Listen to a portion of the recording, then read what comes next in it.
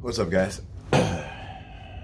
So, I wanted to talk about the very interesting week I had last week.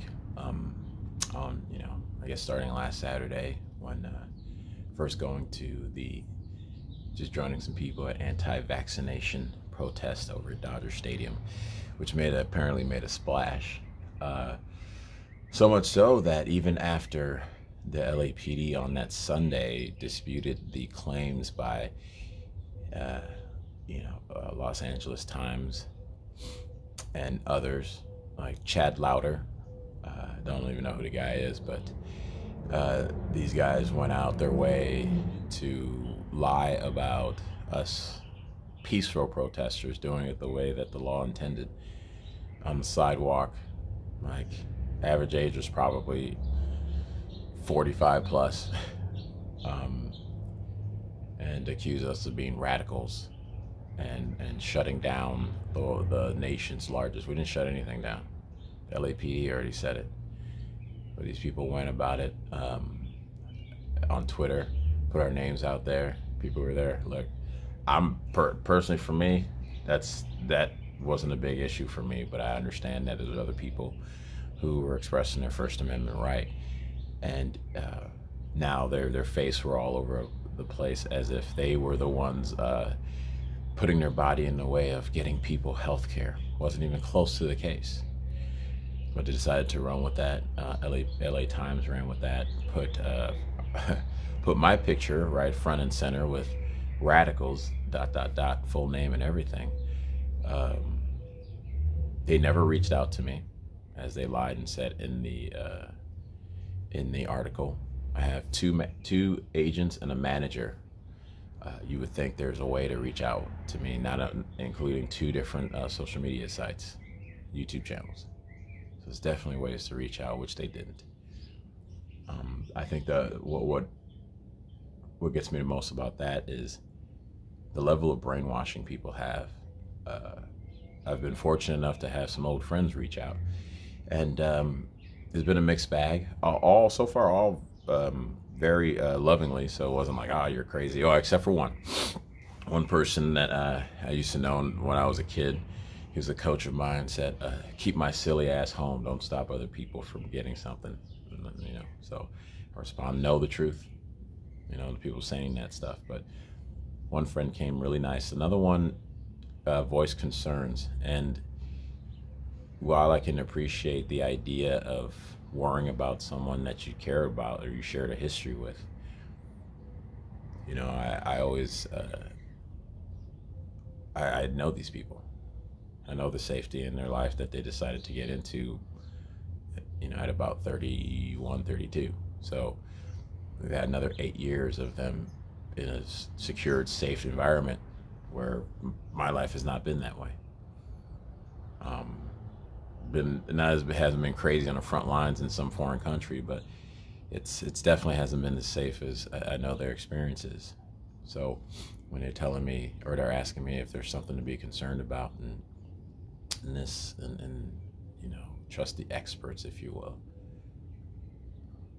I sit there and what has really gotten me is I'm seeing firsthand that the indoctrination to believe the system, the mainstream is so deep that I would have multiple friends say, "I know you're a good guy with a good heart, blah blah blah blah blah." And now I'm thinking to myself, if you believe this about me, that you've known for a long time, a good guy with a good heart, do you believe then I would be either one, spitting ideas out, putting myself out there for things I don't believe from here, and two, that I would willingly go in there and stop people who are at higher risk than any other people from getting something that I know would save them? Do you really think that? If these people who say, "Oh, I know you have a good heart,"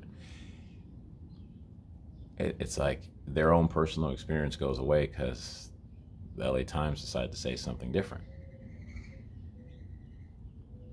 And it really blows me back, because that's when I know the level of control is deep, because it doesn't matter if it was personal or it's like, or if it's somebody like some politician all the way out there, or some idea or some other ideology that was opposite theirs. It's like, look, this is someone you've known, a lot of them since we were kids, teenagers.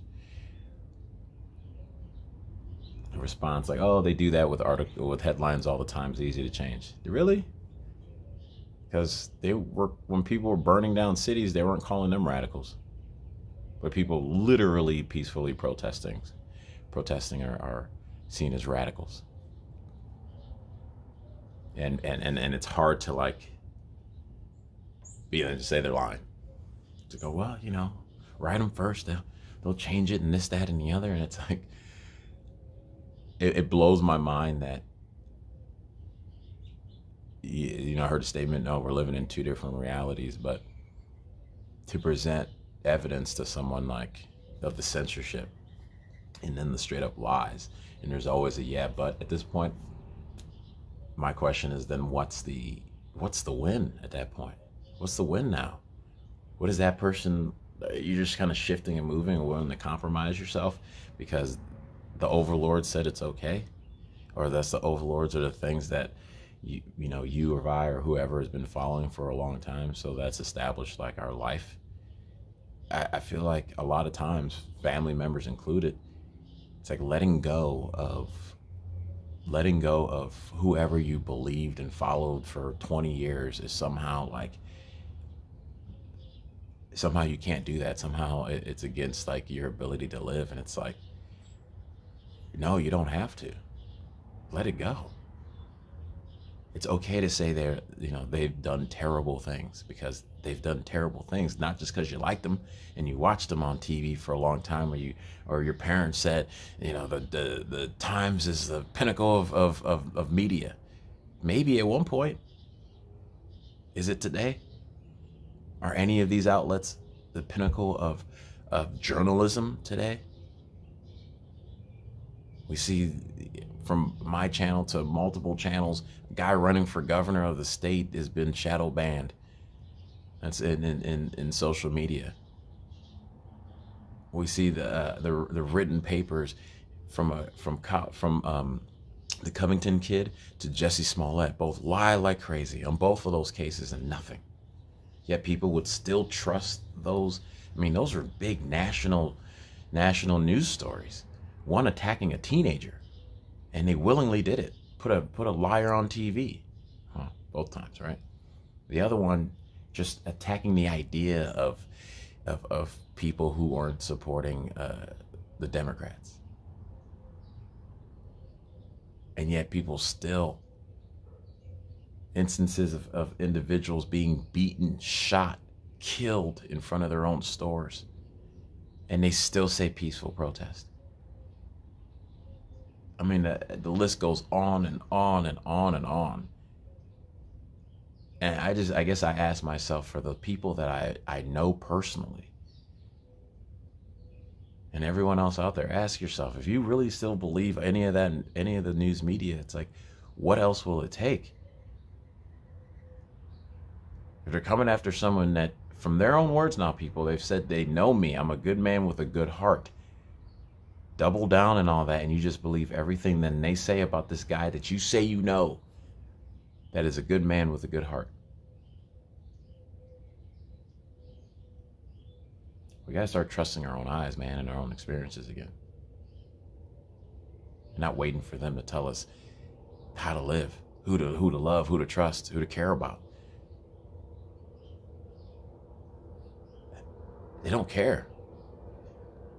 I see a lot of good people with good hearts being led astray or held in purgatory, waiting for what the answer should be in order for them to make their move. And it's like, no, go, you see something, go out there and do it.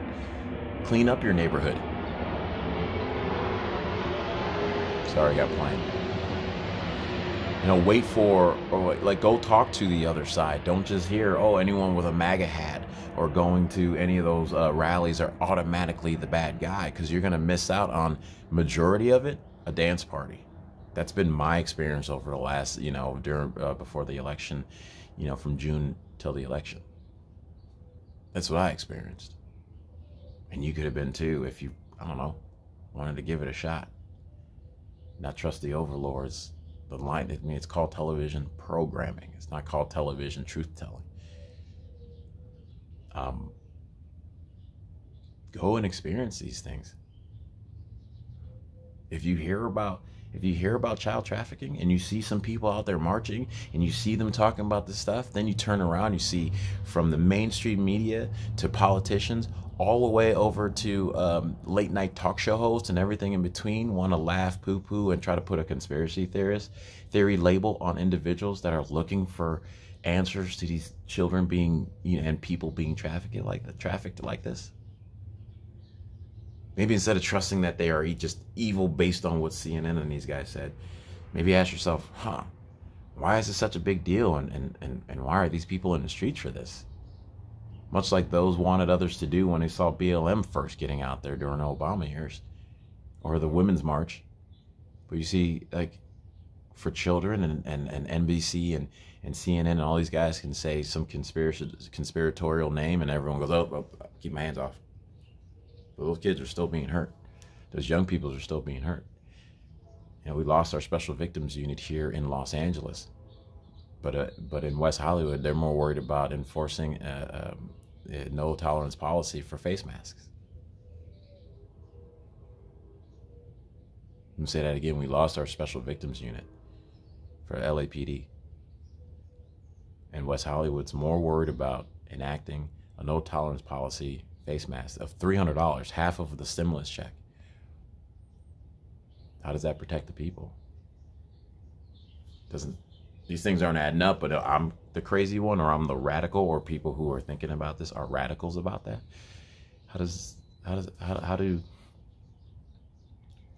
How are people able to kind of sleep at night with that mentality? It was quiet out there, but we just lost our special victims unit for a city of somewhere around 14, 15 million people. All the while, the governor released 18,000 prisoners, a lot of them for rape and murder before their time was up. But myself and those who went to the protest on Saturday are the radicals. We have our DA letting people out of jail right away to go out and commit the crimes again. People want to recall him already. How are we who are standing on the street corner holding signs, the radicals, but the ideology inside people are screaming that are the ones that are going to save us, are letting out criminals, are shutting down departments to help women and children? But we are the radicals. Where's your standards at this point?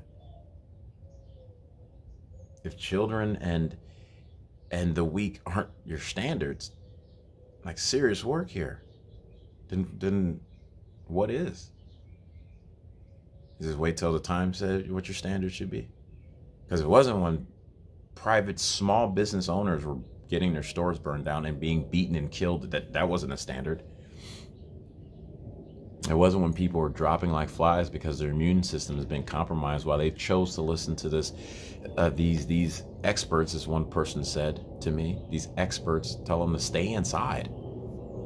So for brown and black people who have vitamin D deficiency, wouldn't staying inside hurt you more?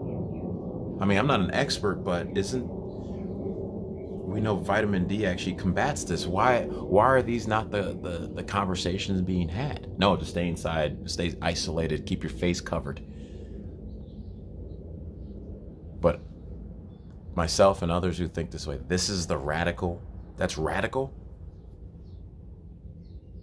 Wanting sun? Exercise? Be around more people. I mean, they call it herd immunity, if you will, but be around, be outside so your body doesn't weaken because it's not exposed to anything, let alone this thing that's happening, but nothing at all. But those like myself and others were the radicals. As they scream, trust science. So I'm just really confused about those that have known me for a while reaching out saying this, as the LA Times has smeared and defame me straight there on the cover of their on their article. That 4 people have to write, by the way. Fantastic. 4 people have to write.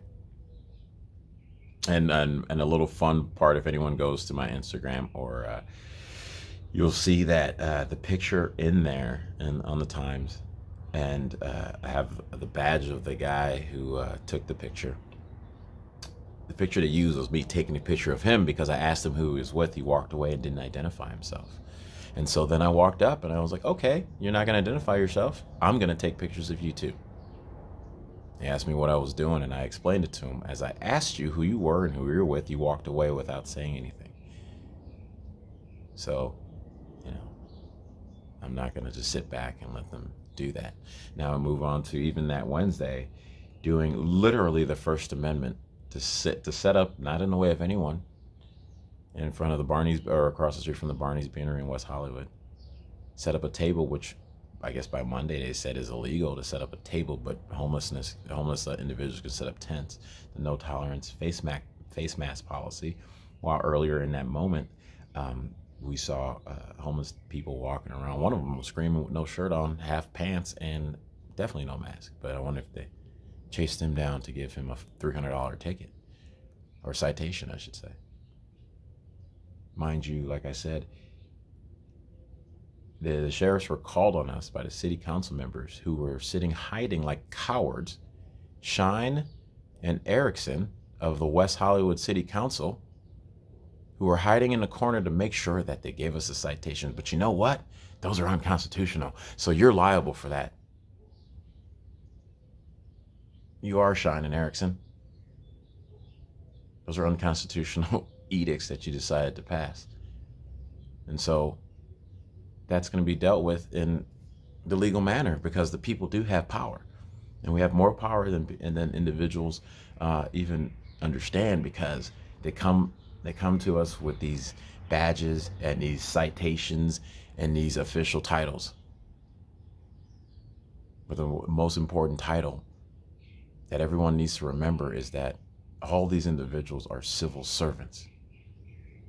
We don't serve them, they serve us. And if you look into the laws of your land, your state, you actually have the power to go and do something about it legally. You don't have to go do anything violently. No, that's ridiculous. That's only one side that gets called peaceful for being violent. And when you're peaceful, you get called violent or radical. That's the world we're in right now. But there's lawful ways to go, and part of it is, I don't want to put my name out everywhere. I am in entertainment, so when you do that, that will affect my work. But hey, that's okay. I believe what I believe because I'm right with God that I believe in and my heart. But those individuals that wanted to do this, it's I saw you, and we got your names. We're ready to rock. Nothing terrible, nothing like that's not how it works on this side. At least from my experience. We'll find the legal routes, and that's what we do. And we're seeing them going around now, whether it's the FBI going after people who have been there, who went to DC on the 6th, or Bank of America. They're bullying people into shutting up. There is no law right now that it can do that they're bringing people in on outside of those who actually went inside and did the violence. But now they're trying to find those who are just around, because they're trying to shut people up and quiet them. So, long story short, it's just, I'm curious of what will it take for people to truly open their eyes to the lies, the consistent lies. Do you want to just feel that comfortable? You don't want to look at the lies.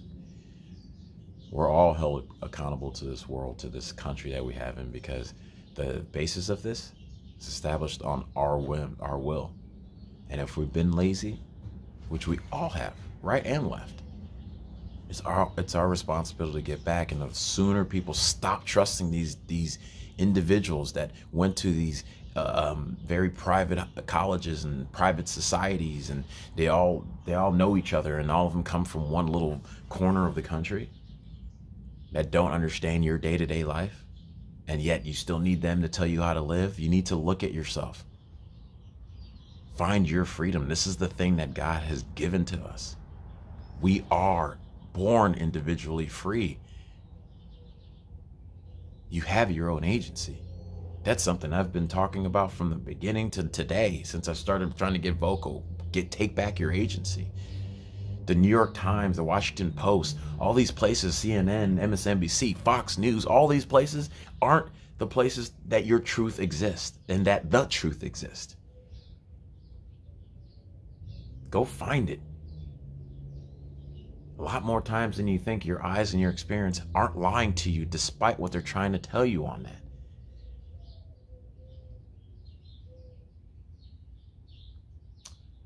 So, on this beautiful Sunday, I'll leave you guys with that. And hopefully you have a great week, and we'll see what happens, huh? You will.